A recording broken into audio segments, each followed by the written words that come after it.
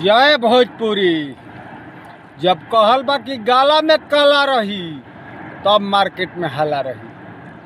आज एगो हमार भतीजा विकी ब्लास्ट राइटर जवन की आज हर भोजपुरी शब्द के ज्ञाता, म्यूजिक ले लेके, कंपोज ले लेके, रिदम से लेके फैक्ट ले लेके उपलब्ध बा, जौन की माता रानी के असीम कृपा बा।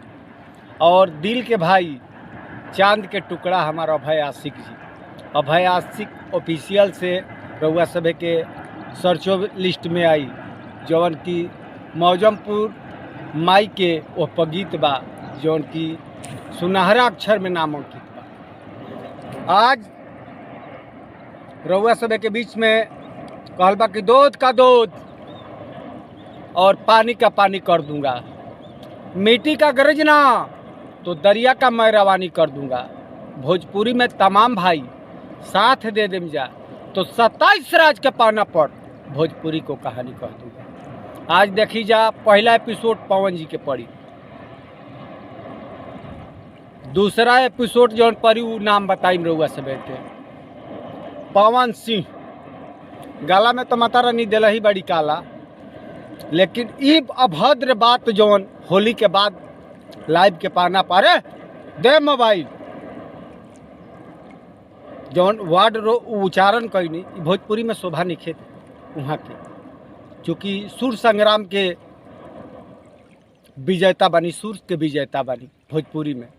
दूसरा बात बा, हमारा कोई से डर ना लागे, एकरा पहले वही यहाँ के गलती कैले रही, स्टेजे पर हई देखा दिले रही, तो गलती करत रही जा, भोजपुरी में माफ़ी मांगत रही जा, तो भोजपुरी में नाम होई कि रउआ सभे के बदनाम हुई। ये शोभा नहीं देत भोजपुरी में। आज देखी अपना सुर के विजेता जवन की आज कल्पना जी एगो जगह पर बाड़ी, आ रउआ कल्पनो जी लेबुल रउआ ऊपर बा, लेकिन साफ अपन लेबुल घटा रहल बाड़ी। ये शोभा नहीं देत रहू। और लेबुल घटावे में कुकुर सियार 1000 बाड़ा। जैसे में एगो अखिलेश कश्यपवा राइटर बा, होकर तो चाची के बाची जीवन में यादे रही कि सपनवा में आती है। ओकरा बहिने से हमारा उपेंद्र सिंह के प्यार हो गई बा, अखिलेशवा के बहिन से उपेंद्र सिंह के प्यार हो गई बा।